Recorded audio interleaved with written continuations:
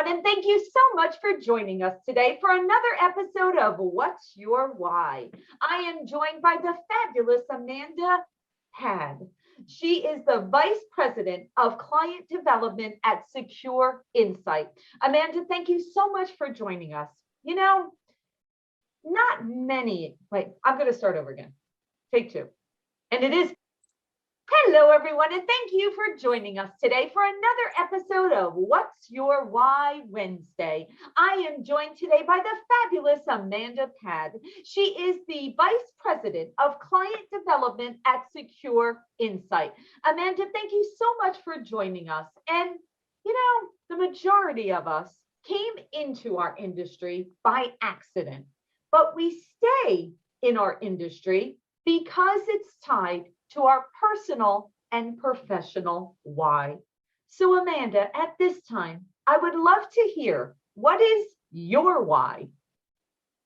So Laura, thank you so much for having me today. I am super excited to be here. And it's actually funny that you say, you know, we're stuck to this industry, you know, we're here for a reason, some leave, some come. So I think that our little chat today will kind of intertwine to that kind of that field of that motion of how my career is actually going. And what's my why, you ask? Okay, so my why is just to be the best version of myself professionally and personally, whether it's to my kids or with my husband, as an employee for my company, or even a peer within the mortgage industry. I want everyone to know that I gave it my all. I also want to have control of every situation in all aspects of my life. And I want others to know that it's all a learning process, and I'm definitely not perfect by any means. But I am driven, I am assertive, and I want to remain kind, but also powerful at the same time. I love that. And you know, I can remember we are part of the New Jersey MBA Women's Committee, and that's how we know each other. And, you know, I remember at one of our sessions, you know, you spoke about how you were referred by a certain word, where that word could be negative. And believe me, for everyone listening to this, it's not as bad of a word as you would think, but I'm not going to say what the word is. But sometimes we are referred, when you use that word powerful, right? Being confident or being powerful, whatever word you want to say. Listen, you can take that to another extreme, leader, right? You have a different mindset when you hear the word leader. So, you know, when you say that, you want to still be able to be powerful, but yet kind.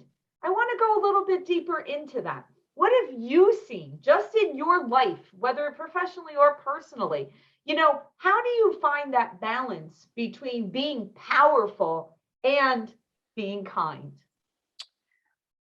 You know, it's hard because people look at us women sometimes as if you're kind, you're too nice. And, you know, you might not have the assertiveness to get to the next level of something. And I think that you can be kind but powerful, but persuasive, and kind of just hold your case and say what you have to say, and be confident in what you're trying to get across. I agree. I love that. And that kind of leads us to our next question. So, you know, our industry, like we said, there's those that are the veterans that'll be in it forever. And then there's others that come in and say, wait a minute, this isn't the right fit for me. So I'd like to know, what would be your advice for someone that's newer to our industry? You know, what do you think they need to have in order to really be successful within our industry? Well, like you mentioned earlier, some people come in the industry by accident, and some want to be here, and it's not for them, or it might be for them. But what I have learned from coming from a family with a mortgage industry background is that you cannot predict what is going to happen 1, 2, 3, 4 years from now. You have to go into this industry comfortable with the fact that things will never stay consistent for more than a short period of time. And I hate to say this, but you have to have some type of cushion in case the industry is not going the way you would hope it would to go. I mean, look at COVID and the pandemic, and everybody saw more than 20% growth in volume. and now they don't even know what happened, and they have to understand, interest rates before all this were normally 5%. So people going from a 2-3% interest rate to a 5%, they're like, everybody's like running rampant, like what's going on? So you just have to understand that there's going to be some highs and some lows.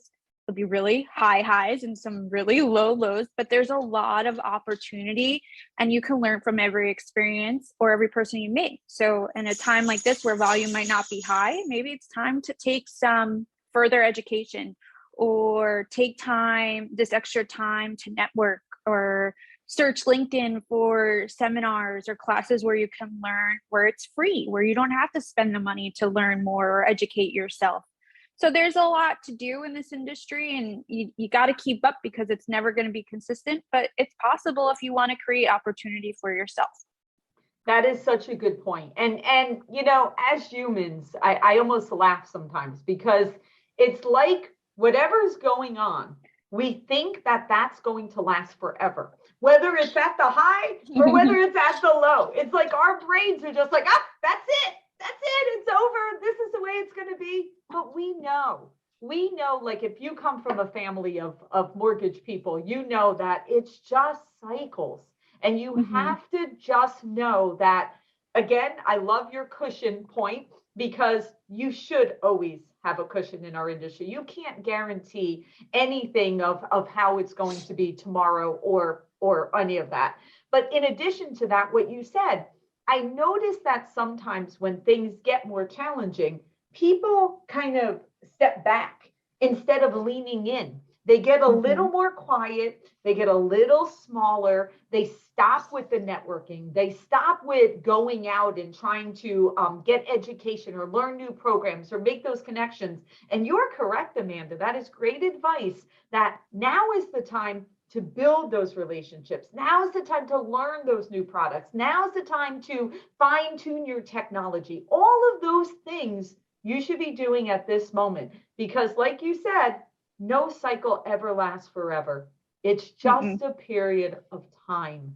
And so be prepared, because right around the corner is going to be another cycle. So don't think it's going to stay whatever way it is today. I promise you, in a few months, it'll be something else, whatever direction it's going. So love that. Okay. So you've come from an industry of mortgage. You've come into this. You love what you're doing. You're going deeper every single day. You're learning from the challenges, and you're learning from the celebrations. So I'd like to hear what we started with, your why. Now go all the way through. What do you want to be known for? What do you want to leave behind in our industry and on this earth? What impact do you hope to make? So I would like my legacy to be that I want to be that woman that everyone wants to know more about, right? I want to leave people always interested in what I might be doing next. I want to be known as a savage, but assertive, but not in a negative way. People hear that word savage, you're like, I'm like, no, but I want to be known as a savage or assertive for my accomplishments and my goals. But like I said, also kind and approachable to others, others that might want to hear more or get educated from what I have to say, and others that want to learn more. So I want to be a bunch of things, but I want it to be balanced and mixed and all a bay. I love that. And you were just reminding me of something, because you were picking particular words. There is a book, a great book by a fabulous woman. And she speaks about how you're seen is your reality, regardless of what you think you're being seen as. How other people perceive you is the reality. And she says that you should have 3 words. And all of us should pick 3 words that describe us. And the thing is don't just pick the words. Every single thing that we do needs to tie back to those 3 words, because we want other people to describe us with those 3 words instead of us saying them. So as you were speaking, I was kind of thinking that you've decided how you want to be seen in the world, and you are making decisions about yourself to tie into those 3 words, so that way the whole entire world sees you that way. So keep doing that. That is your legacy. That is how the world will perceive you. All right, Amanda, you are fabulous. We thank you so much for sharing your why with all of us. Keep shining brightly and keep making a difference in this world. And we appreciate you. Thanks, Laura, for having me.